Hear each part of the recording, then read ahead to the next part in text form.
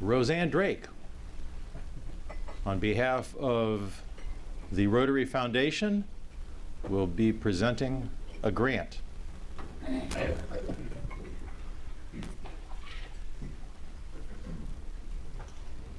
long walk from way back. Well, I have to tell you that a few months ago, we received our grant committee received a grant application. And we all took a look at it, and we all just, after going through the sheets of paper, we looked up at one another, and we said, wow, we're very impressed with this. And I have to say that of all the applications that we've seen all year, the grant application we received from Eastwoods Elementary was the most professional and well put together grant that we have had this year. And it is my great pleasure.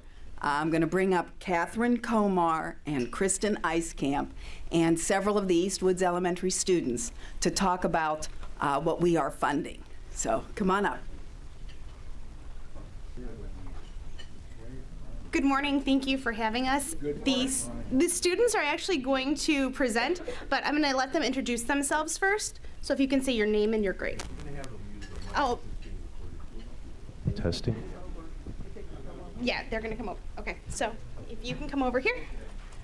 So say your name and your grade. I'm Fritz Troutman, and I'm in 5th grade.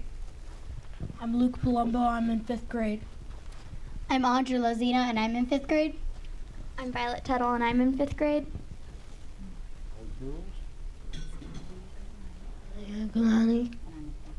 Okay. I'm Evan Peterson, and I'm in 4th grade.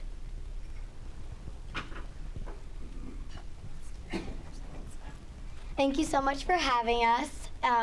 We appreciate the grant that you gave us, and we're here to talk to you about some more of what we've done.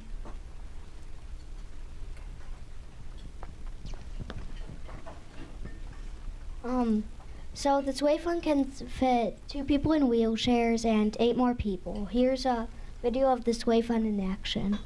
We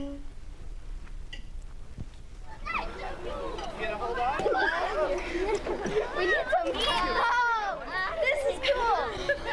This is awesome. Yeah.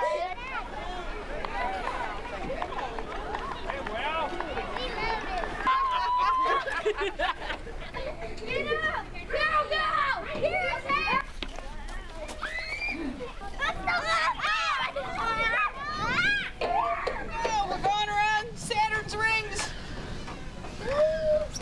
I want to go to Jupiter. We're going to by Jupiter. myself. Oh, okay, so we're going to drop you off at Jupiter?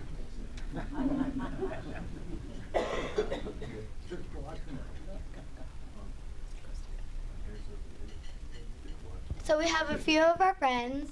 Number 1, Leah, who's going to talk to you about why she would like a Sway Fund.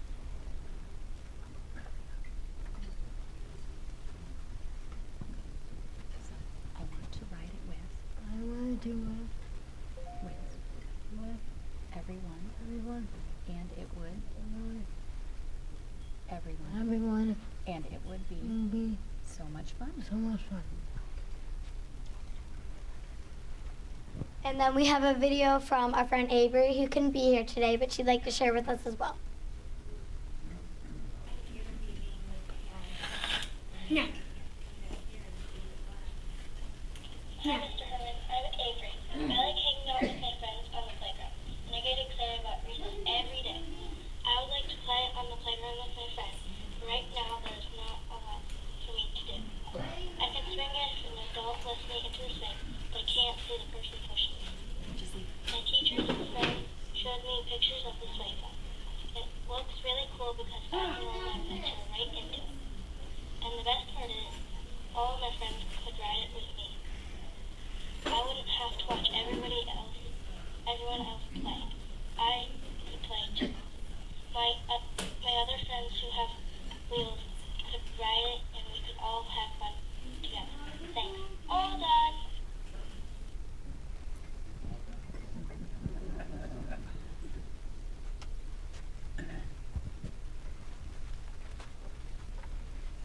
Some benefits of the Sway Fund are they can help kids build cooperation because the kids have to work together to push the Sway Fund.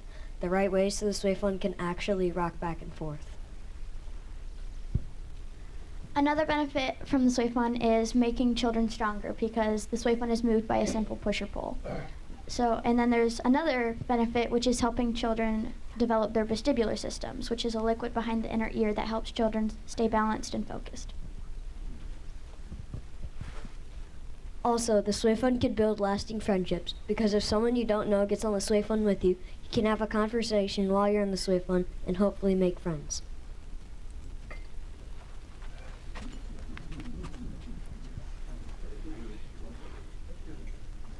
What we've learned. We've learned that you must always make a plan and be ready for any mishaps along the way. It also taught us how to be better entrepreneurs and the value of money. Also, we've learned how to attract possible buyers to our stands.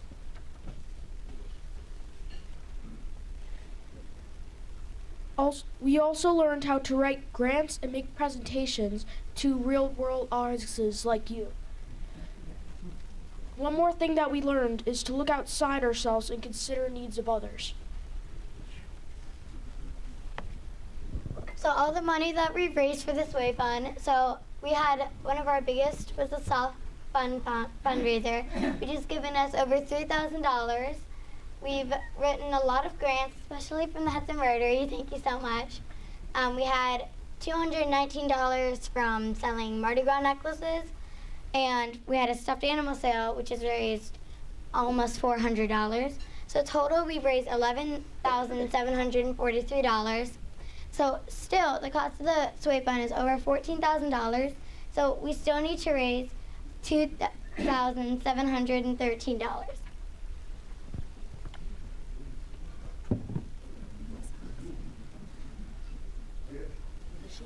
Okay. So we have Leah, who's going to pass out some socks for. We have some of the socks that the students designed and sold as a fundraiser. We wanted to give them to you to maybe raffle to your members or whatever you would like to do with them, but as a thank you for your support and a gift to you guys. Are the Cavs ones? There are some Cavs ones in there. So as you're preparing for the championship. So I want a pair of Cavs. Thank you so much for coming. Do you guys have any questions? Mm-hmm. Are adults allowed on the sway fund? Can we take a field trip there? Absolutely. Mm-hmm. Would you have people contact if they wanted to make a private donation? The treasurer, the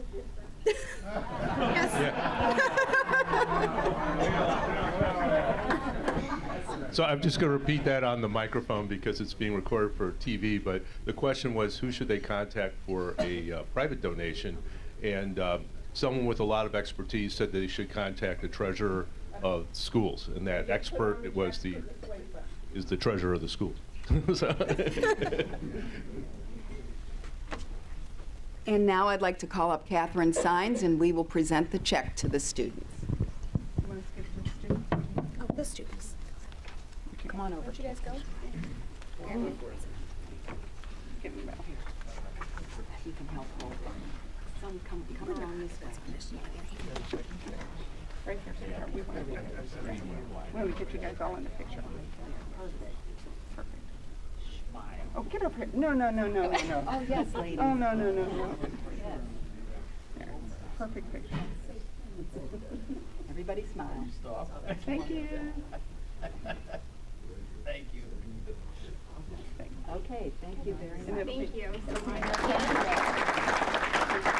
It'll be in the time today. Thank you. Thank you.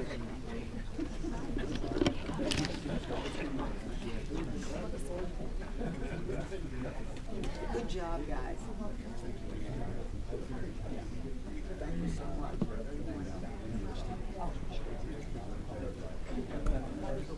Thank you, Roseanne and Catherine, and most especially, thank you to the students for your presentation and for your work on behalf of your fellow students.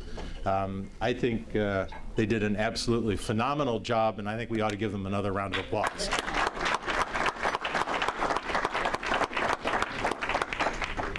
And for anyone who had any concerns about the future of our country, that's the example, and I think we have a lot less to be concerned about than some folks might have thought. Next up. Uh-oh. I think it's fine day. Oh, I'm good. Okay. Okay. Gale update, real quick. Sorry. Otherwise, you'll use up all the time.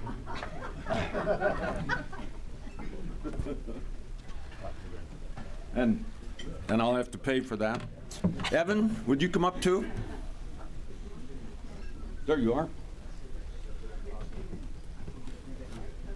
I think we'll start with Evan and let him give you the latest news. Hey Dick, you paying attention up here?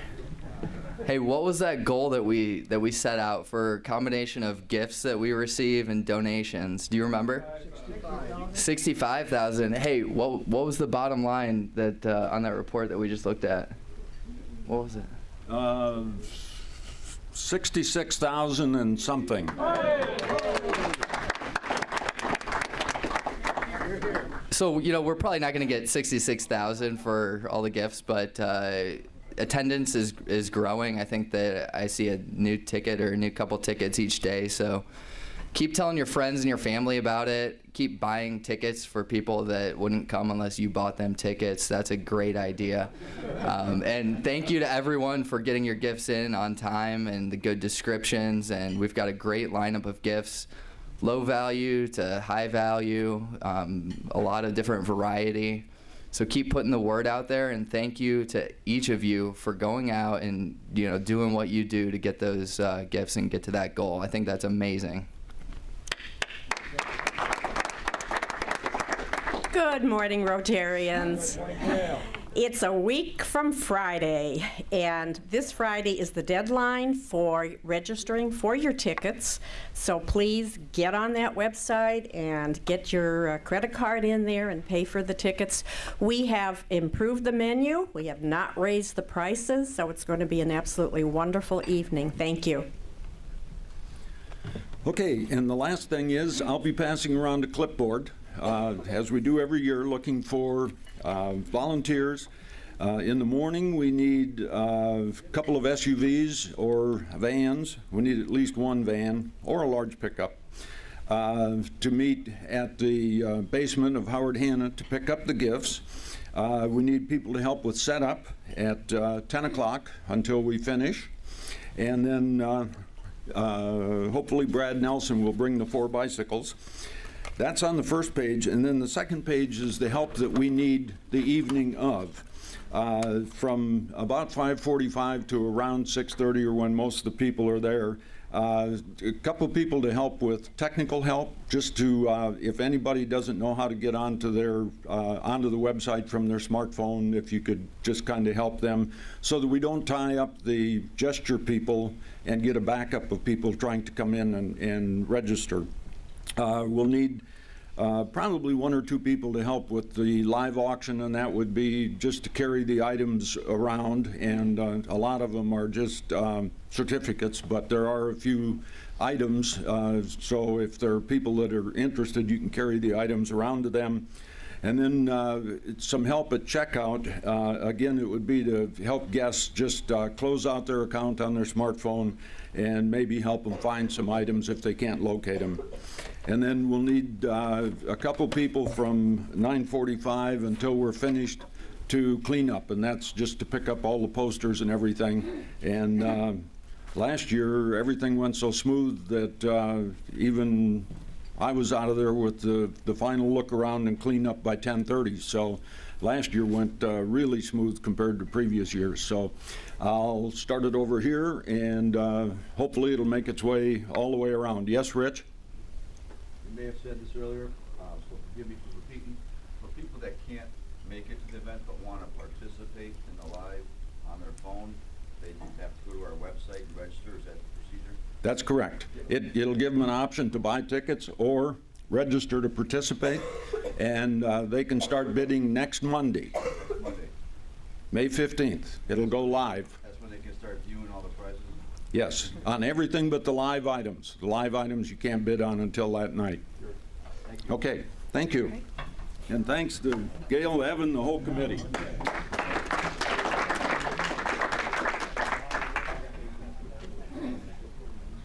Thank you, Ron. And as Ron indicated, ticket sales for the event close this Friday. Rotarians, if you haven't purchased your 2 tickets or made your donations, please get that accomplished by Friday. And in my best Arnold Schwarzenegger or worst Arnold Schwarzenegger imitation, if you don't, I'll be calling.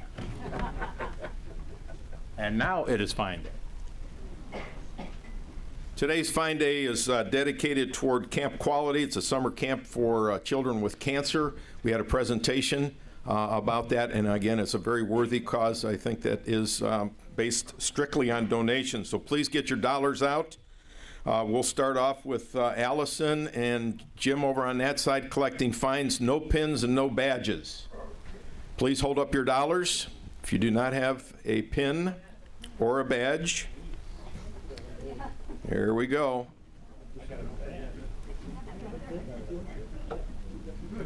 Remember, fines are $1 to $2. If you'd like to make a bigger contribution, it's always welcomed. We have our birthday song coming up, Happy News at the end.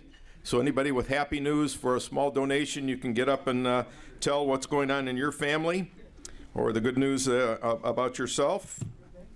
We have Rotary anniversaries, and we also have our Whose Quote Is It? Again, it's to show your intelligence, and Joe Boisel, so far that hasn't worked out real well. So we are going to have 3 rounds today because of this cancer camp. So hopefully, again, we'll be able to show people in the viewing audience the intelligence of our Rotary members. We have a fine for me for the longest 3-minute, 60-minute Rotarian 2 weeks ago with my presentation. I apologize for the length. Luckily, that was just 1/3 of my presentation, so for the next 2 weeks, I'll be giving the rest of it, and please stay tuned for that one. And Ed, you could put that money you're going to give to me. I put it up there as you asked, but... Okay, all right, thanks. You can put the money directly. Okay. All right, we have Rotaries in the news. Oh, wait a minute, Joe Boisel. He wasn't here the last time. He did such a great job. Let's give him a round of applause for the great job he did as fine master in my absence. Phil Tobin is leading the charge to have him replace me as the fine master. So, Joe, $2 fine to you for the great job that you did.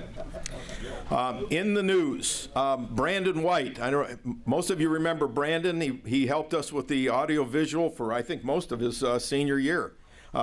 He's a senior this year at VMI, and he was the Southern Conference Athlete of the Week in track and field. He runs at 10,000 meters. So a great example of another tremendous Hudson graduate, and I know he's going to go on to bigger and better things as he graduates.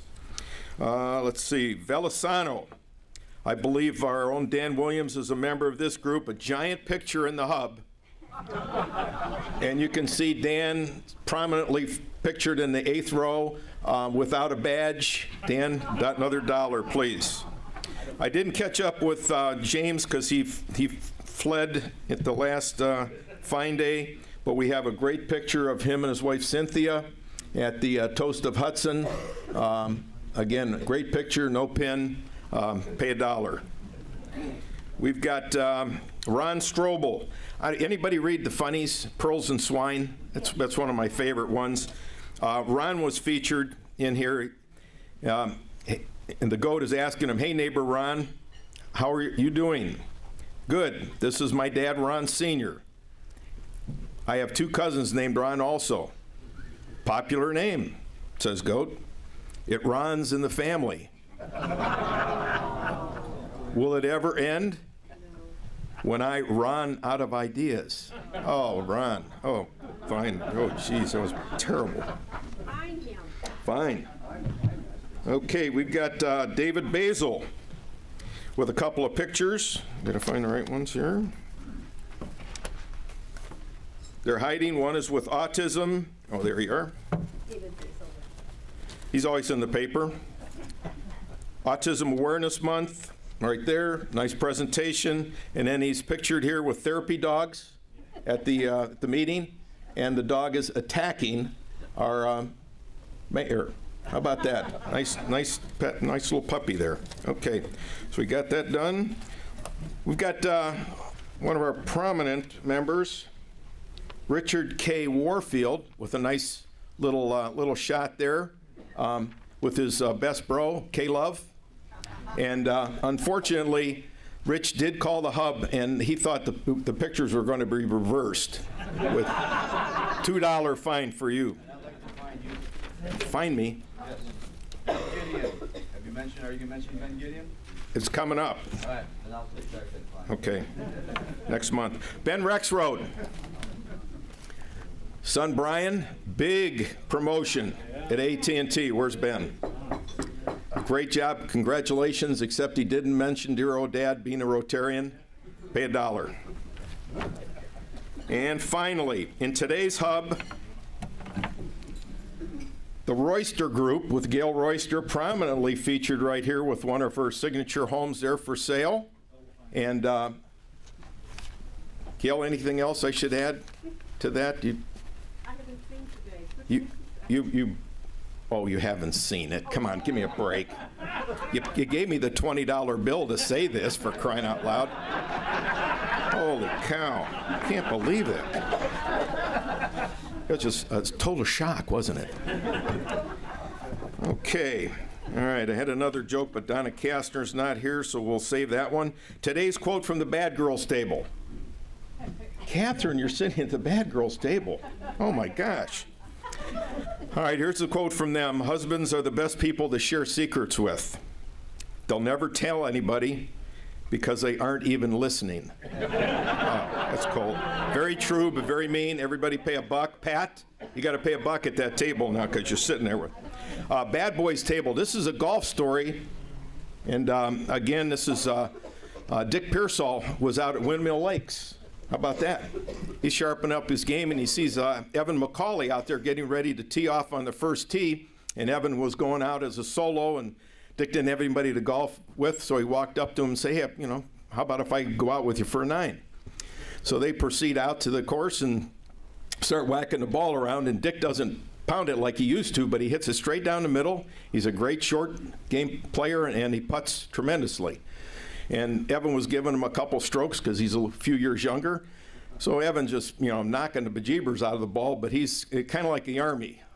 Right, left, all over the place. And they're playing, and, you know, match is fairly even. They get to the 8th hole, and Evan just crushes a drive into the woods.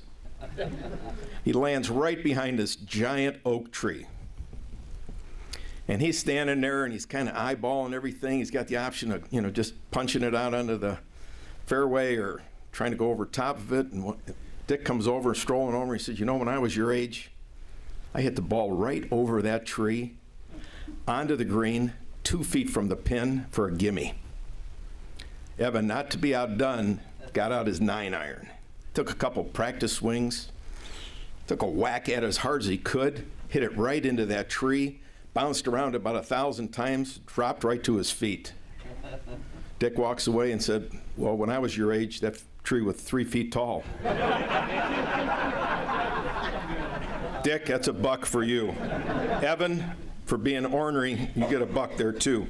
Pete Operman had the power go off at his house. Where's Pete? All right, this was last Friday. Remember, it was rainy and everything else.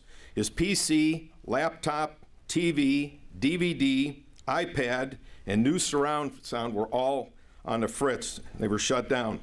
Then he discovered his cell phone battery had died.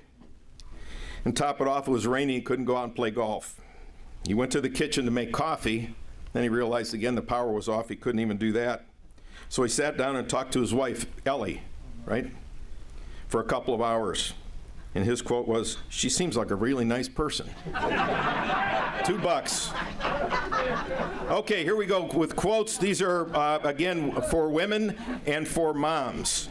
So we've got 6 of them this time. We're going to go on this half right here. Allison, please, everybody get your dollars out. This has been a total disaster in regards to people getting the answers right. You have 5 seconds to get the right answer.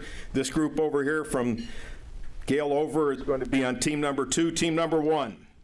This is the quote. A woman is like a tea bag. You can't tell how strong she is until you put her in hot water. Bam, Eleanor Roosevelt.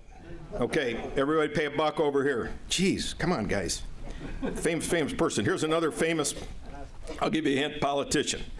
If you want something done, ask a man.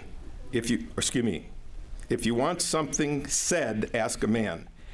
If you want something done, ask a woman. Bam, Margaret Thatcher.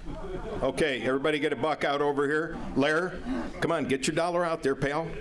You're on that team. You didn't get the right answer. Okay, over here again. God couldn't be everywhere, and this is a Mother's Day thing. Therefore, he made mothers. God could not be everywhere, and therefore, he made mothers. You guys know this one? Rudyard Kipling. Okay, another dollar out over here. Please wave those out. Allison, sprint around and get those dollar bills. Okay, on this side, all that I am or hope to be, I owe to my angel mother. This one's easy. Abraham Lincoln. Oh, golly, come on, that was a gimme. Jeez Louise. All right, back over here again. All loves begins and ends there. Motherhood. Motherhood. All love begins and ends there. Robert Browning. Oh my goodness, you guys are just pathetic. All right, here we go, last one. It may be possible to gild pure gold, but who can make his mother more beautiful? Mahatma Gandhi. That should have been on the tip. Look, Rich was just ready to spit that one out, weren't you, Rich? Yeah, okay, good. All right. Very quickly, Rotarian birthdays.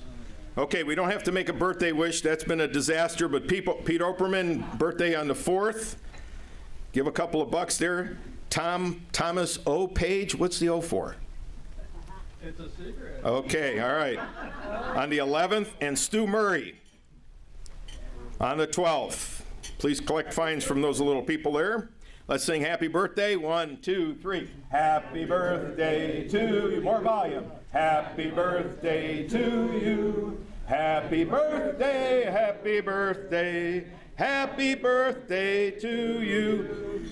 Update your the file, because I think we're probably missing some people here on Rotary anniversaries and birthdays. But Bob Krampf, Rotary anniversary, 5 years. So make a little donation there, big guy. Wedding anniversary, Doug McDowell here.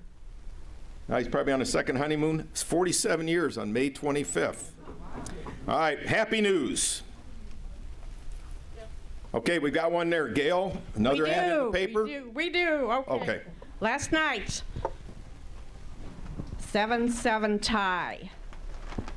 Hudson versus University School. We go into sudden death overtime. And who scores the goal that wins for Hudson? Gail Royster. Miller, my grandson. Okay, next happy news. Okay. I have a happy news. Lacrosse. Abby is going to graduate next week. All right. And she's also one of our scholarship winners. So we charge her $1. I wasn't here last month. 28 years married, so happy news there. Well, I'll throw in happy news. So 3 daughters. The youngest just graduated Sunday, and she made it with honors, which was really tough. This is from VOSU. My oldest daughter was promoted to narcotics detective.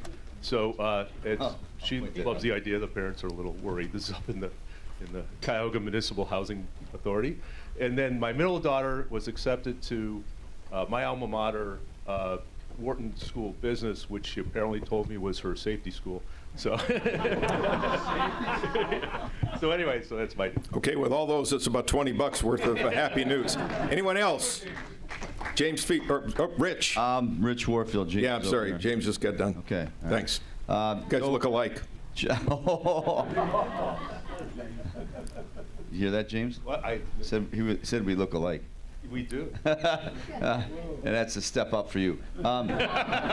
Joe wanted me to acknowledge that, you know, because you still haven't gotten to the point of mentioning Ben Gideon. Ben Gideon. Yeah. That was my last thing. Yeah. You got drafted by Minnesota Vikings. I'll pay $1 for that, eh? Very good. And he also got rescued from the Michigan Wolverines. There you go. Okay, last thing. Finally, every day may not be a good day, but there is something good in every day. Have a good one.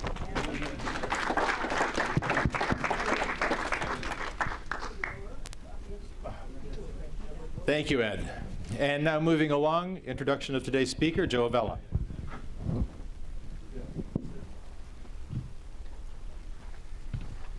So today we begin the month of May, which is our sports month, sports and athletics.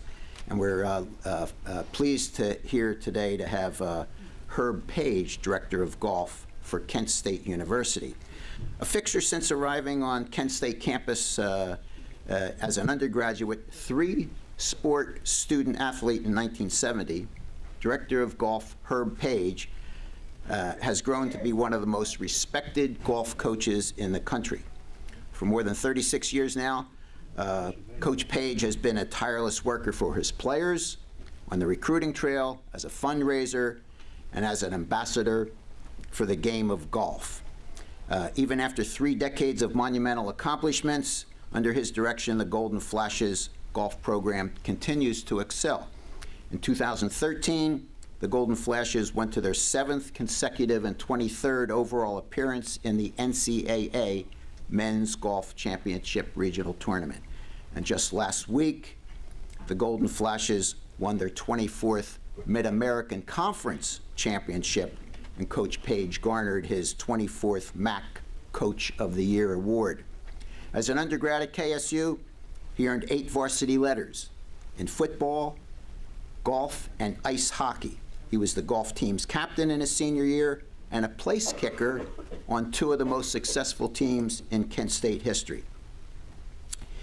He was drafted by the British Columbia Lions as a place kicker in the National Football League, in the Canadian Football League. Born and raised in Markham, Ontario, Coach Page is married to Dr. Paula Treckle, and they reside in Kent. Please extend a warm Rotary welcome to Herb Page.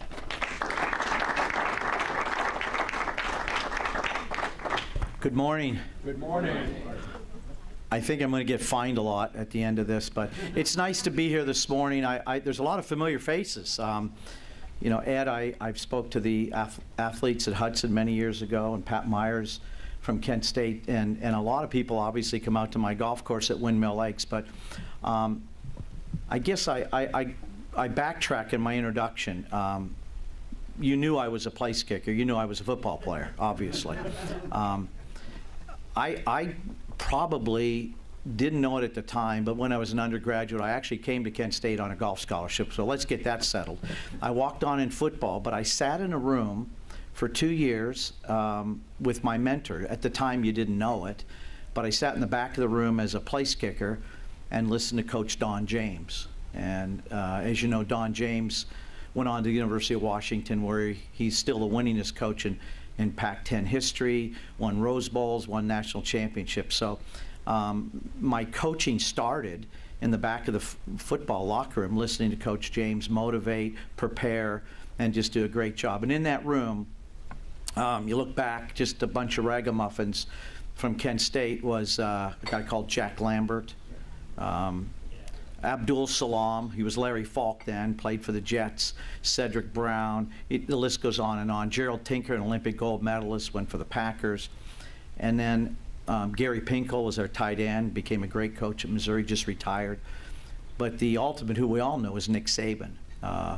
And Nick was my teammate and friend, and my biggest mistake I made is I didn't go with Nick and go into football, because Nick next year makes $11 million, and I'm still coaching at Kent State. We won't mention that. So, but anyways, great opportunities back then, and I look back, and the forks in the road that could have happened kept me in Kent, Ohio, family, business, and I couldn't be happier. A little bit about our team this year. And I will mention, I'll sprinkle in the women, because as director of golf, I oversee both programs. Our women today are in a dogfight in Lubbock, Texas. They're in the 3rd round of the NCAA Women's Regional, and they're tied for 6th place with UCLA, right? They start at 10 o'clock this morning, and the top 6 teams advance to the NCAA Finals in 2 weeks. So they're in a real dogfight, and we'll be watching them on Golf Staff. The men's team, we leave tomorrow for Seattle, Washington, to our NCAA Regional Championship, and there's 6 of these, and from there, the top 5 will advance to the finals. We've had a great year. Our team currently is ranked number 12 in the nation. We received the number 2 seed in Seattle. Very easy job we have there. Southern Cal seeded number 1, Kent State's number 2, Texas A&M's number 3, Florida State's number 4, Washington's number 5, and Alabama's number 6. And then it goes on about 12 more. So we have a very easy task next week, and we'll be up to it. But I really am excited about this team we have this year, one of the most successful we've had in many years. And it's sprinkled with a lot of great young men. Started the year out, we play a split season in college golf because of weather. So we'll play a fall schedule, spring schedule. My team in the fall, I think I started to know it was getting good when we went out to Scottsdale and they shot 20 under par for 1 round. And I thought, oh my goodness, that's pretty low. We had 64, 65, 67, and 69. 20 under, broke the record that had stood for many years of 17 under, set by a team that had that guy Ben Curtis on. So I thought this team could be really good. Then we play one local tournament. We play at Cleveland State's tournament at Barrington because we want our fans and our boosters to see us. And this was about 2 weeks after they shot 20 under. So we went up there. The field wasn't real strong. We didn't bring any national powers in, but our team for 3 rounds shot 46 under par at Barrington. A young man called Ian Holt shot 17 under, Chase Parker 16 under. And at this point I thought, you know, that slogan on the PGA Tour, these guys are good. And our ranking went up, and fast forward, we have a nice winter. We go out in the spring, and we won in Louisiana, beating Louisiana State, beating LSU, Texas A&M by over 20 shots in February. And my goal always in February, we go down south and we play. And usually, you know, we do well, but we'll usually get beat because the southern teams are supposedly ahead of us. So my dilemma was we come back from Louisiana, move way up into the top 10 in the rankings, and normally the speech from Coach Page is, okay, we got some work to do. You know, we got to work on our short game. We didn't putt very well, and you sort of set the tone. I've done this for 30 plus years.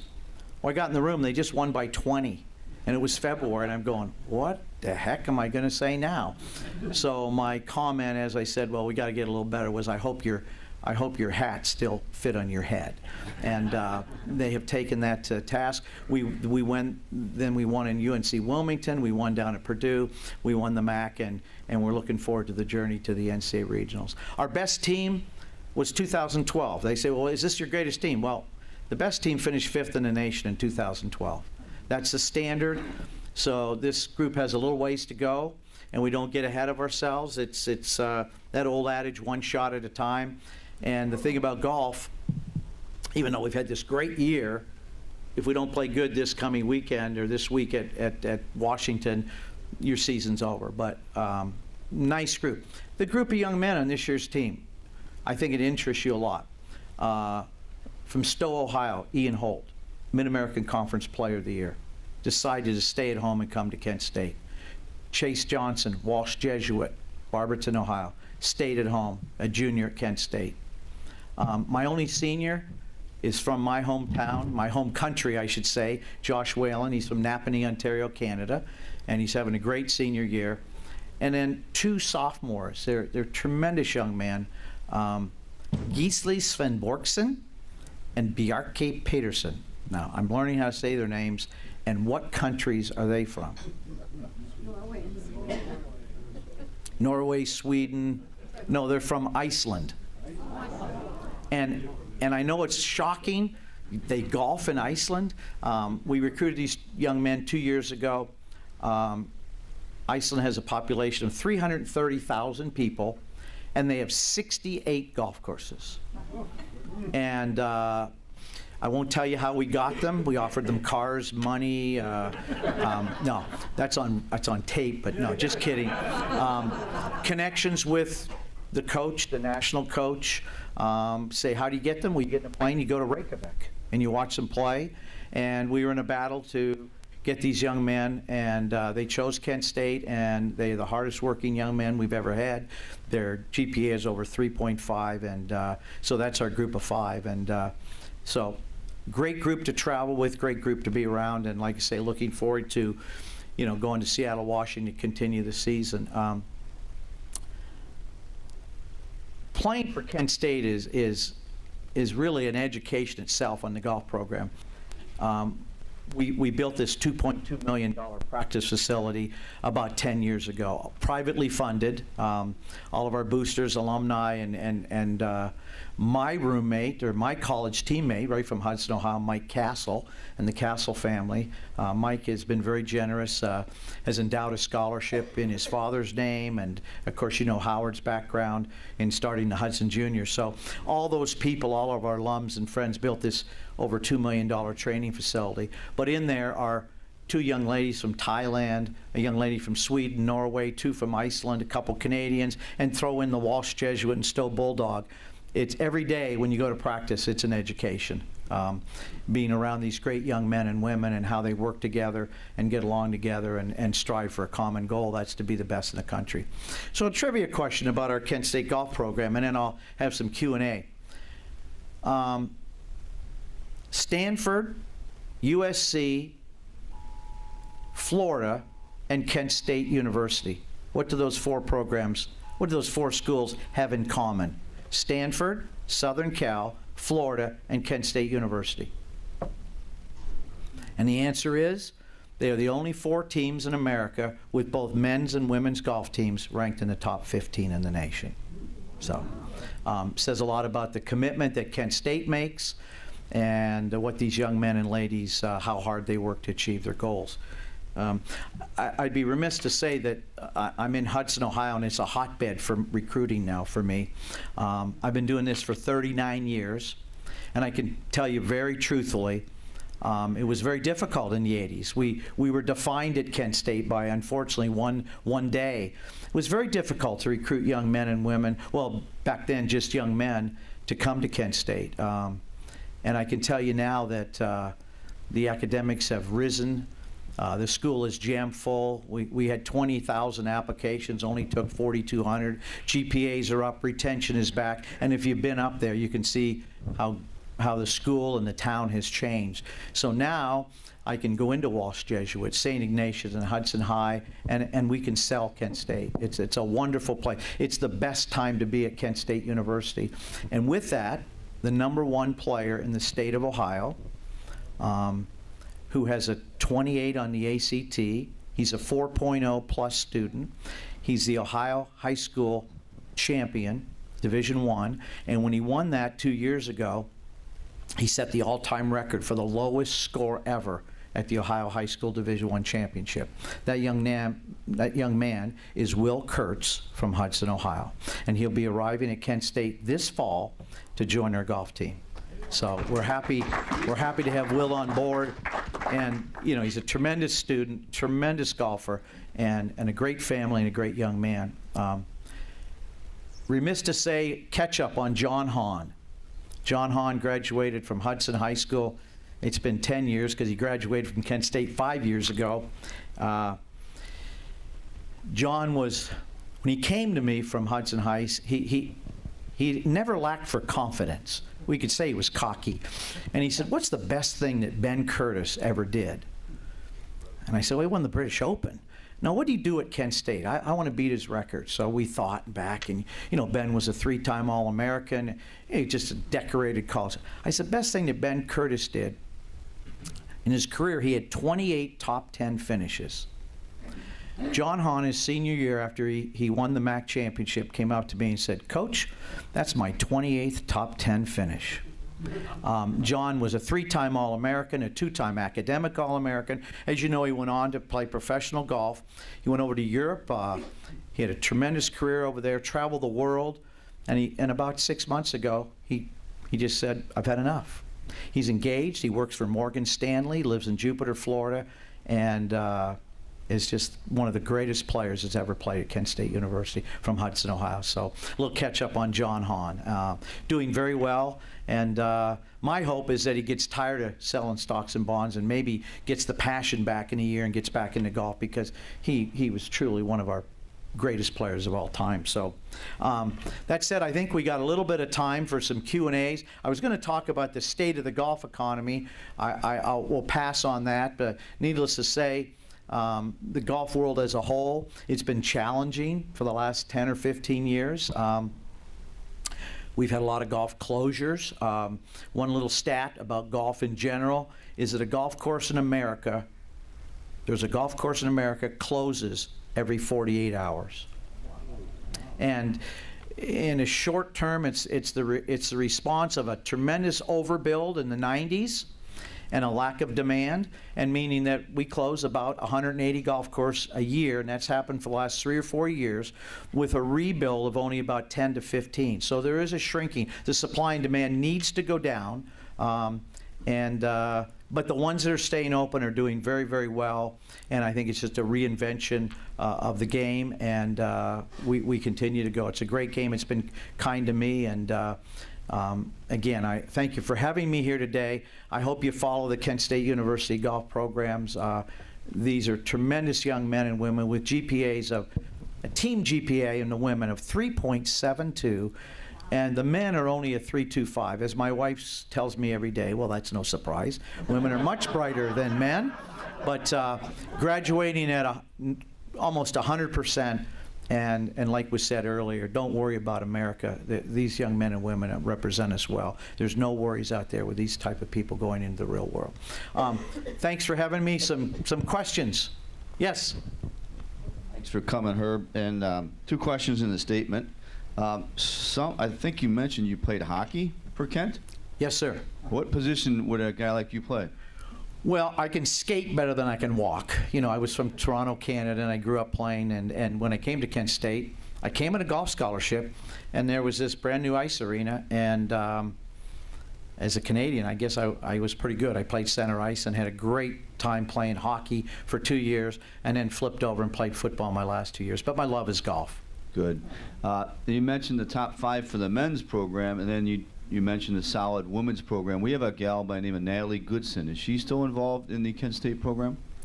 Natalie Goodson was a tremendous player for Kent State University, graduated 2 years ago, and her little sister Julia is on the Kent State women's team now. So again, the Hudson connection helps us a lot. Natalie has been a professional golfer for 2 years. She's living in Florida, and I know a couple weeks ago she had one of her best tournaments, because we follow them. She finished 3rd in a mini tour down there and won a couple $1,000s, and you go, wow, you know, a couple $1,000 But she's climbing that ladder and chasing her dream. Engaged to one of our male golfers, Taylor Zoller, and they're going to get married next year. So good story there. And last but not least, if you haven't been out to Windmill Lakes, it's a great track. It was for sale years ago, but I think Herb and whoever else helped save it. I really enjoy the course. Turn this over to, a little wet this time of the year, but great course. Thank you. I believe it's a Pete Dye course too, is it? I wish. No, it's a Robert Alt, built in the 1970s. Still a very good course. Just a quick question. Transitioning from high school to college, what's the biggest thing that you have to teach them or unteach them? Well, what we used to do about 15 years ago, different what happens today. You got to unteach them a total reliance, too much reliance on a cell phone, on mom and dad, and to be independent, because when you're playing golf, you're out there for 5 hours by yourself, and that's the greatest lesson they could learn. So there's a little bit of that.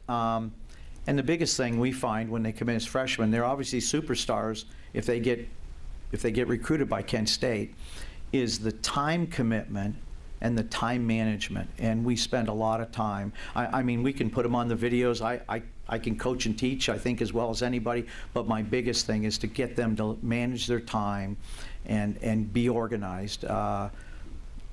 And we have certain cell phone rules that are really kind of cool. But that's been the challenge in the last 5 to 10 years.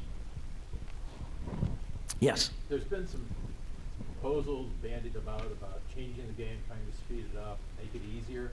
Your view on that? Yeah, there's a lot of initiatives by the PGA, the Golf Course Owners Association. You know, play 9 holes, play 5 holes. We lost a generation of golfers, I believe. People from 25 to 50 with working mom and dad with kids, and the time is the one element. I don't know whether there's one that's catching on right now, I'll be honest with you. I think the core golfers that are golfing right now understand it, but the speeding up of play, the moving forward, playing an easier golf course is definitely at the top of my list, where you go out, and as I say, I'm like Bernie Kosar. You know, I have diminishing skills. If you remember that famous quote from Bill Belichick. So I move up, and I can still play, but I can't play back where my players play. So I think that's the number one. So if you are golfing in here and you enjoy it, please move up. We can have some fun and enjoy the game. Yes? The PGA is suggesting a lot of rule changes over the next couple of years. Any thoughts on any of those that make sense or don't make sense? Yeah, they're trying to shrink the rule book a little bit, and I've started to look at some of them. I think most of them are just common sense. These rules that are in there come from the 1800s, in the 1900s. So they're going to be initiated, I believe, in the next year and a half, 2 years. And I don't think there's a bad one amongst them all. And again, they're all revolving around speeding up play, making the game a little more understandable, and yet making it completely fair. So what I've seen, I'm very pleased with, and I think it'll help overall in still developing the game, making it a little easier for everybody to play. What about leaving the pin in all the way through the end of the hole? Yeah, just a little controversial. Some of them may go, but again, we're just used to pulling it out. Why can't we just leave? I don't know. So they're, you know, dropping your golf ball. You know, we always stood here. Remember, we used to drop it over our back? You remember that rule? Then we dropped it here. Well, now we're just saying lean down 4 inches from the ground and drop it. Makes sense to me. But there's some controversial ones, and I don't think they're all going to go through, but a step in the right direction for sure. Thank you for having me.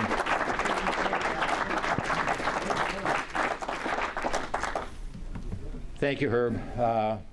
Another great story about a nearby university that, you know, is really turning it around and doing great things. So thanks for sharing an interesting and important aspect of that nearby university.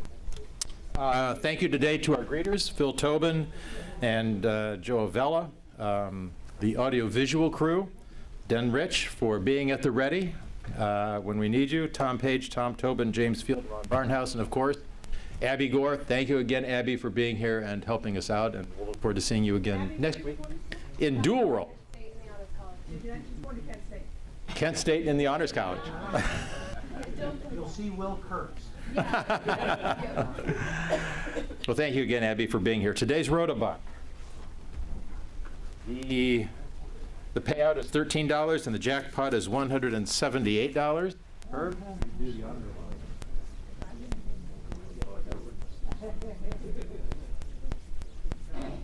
And the last four, 9438. 9438. Oh, Mr. Rick. Good.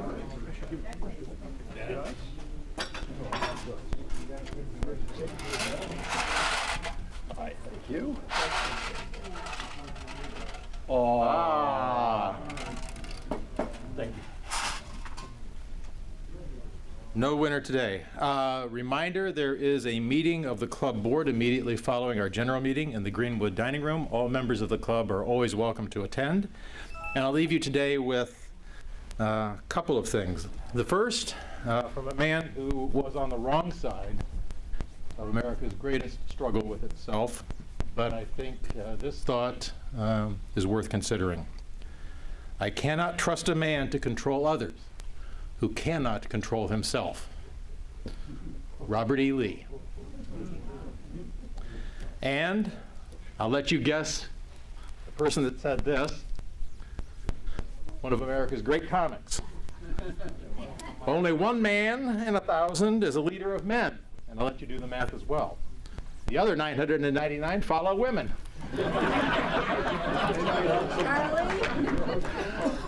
Any guess? Groucho Marx. And thank you. We're adjourned.